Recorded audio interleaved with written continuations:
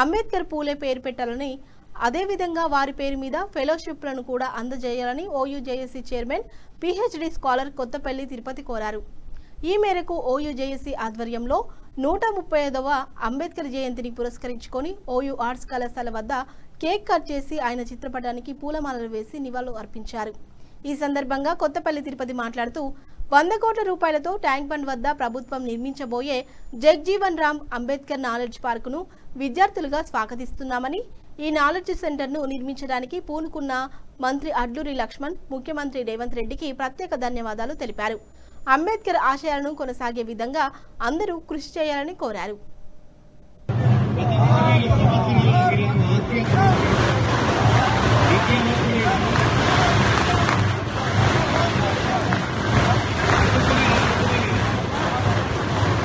Doctor BR Ambedkar 135వ జయంతి ఉత్సవాలు ఉస్మానియాలో OUJAC టీఏజేఏసీ ఆధ్వర్యంలో చాలా ఘనంగా నిర్వహించడం జరిగింది.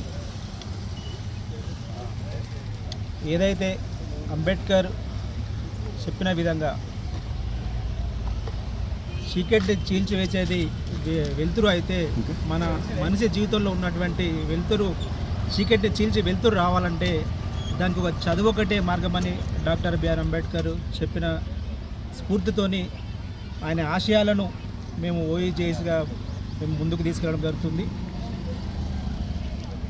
ఈ 135 అంబేద్కర్ జయంతి ఉత్సవాలు తెలంగాణ ప్రభుత్వం అధికారికంగా Adluri Laxman SC ST social welfare minister garu ఆధ్వర్యంలో ఘనంగా నిర్వహించడం జరుగుతుంది. ట్యాంక్ బండ్ అంబేద్కర్ విగ్రహం దగ్గర అక్కడనే మన గవర్నమెంట్ నాలెడ్జ్ సెంటర్ అక్కడ నిర్మించబోతుంది. అక్కడ group 1, group 2 civil services, SC ST BC minority పేద విద్యార్థులు వేలకు లక్షలు ఫీజు కట్టలేని పరిస్థితుల్లో ఉన్నటువంటి వాళ్లకు అక్కడ నాలెడ్జ్ సెంటర్, ఐపీఎస్ ఐఏఎస్ మన పిల్లలు కావాలని మన సోషల్ వెల్ఫేర్ మినిస్టర్ మరియు ముఖ్యమంత్రి రేవంత్ రెడ్డి గారు ఇలాంటి భవనాన్ని నిర్మించడము మేము ఉస్మానియా సిటీ విద్యార్థిగా మేము సంతోషం వ్యక్తం చేస్తున్నాము.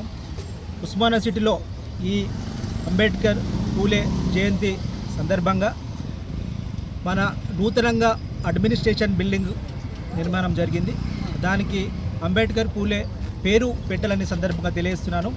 ఆ పూలే అంబేద్కర్ పేర్ల మీద మన ఉస్మానియా సిటీలో రీసెర్చ్ స్కాలర్స్కు ఫెలోషిప్ ఇవ్వాలని సందర్భంగా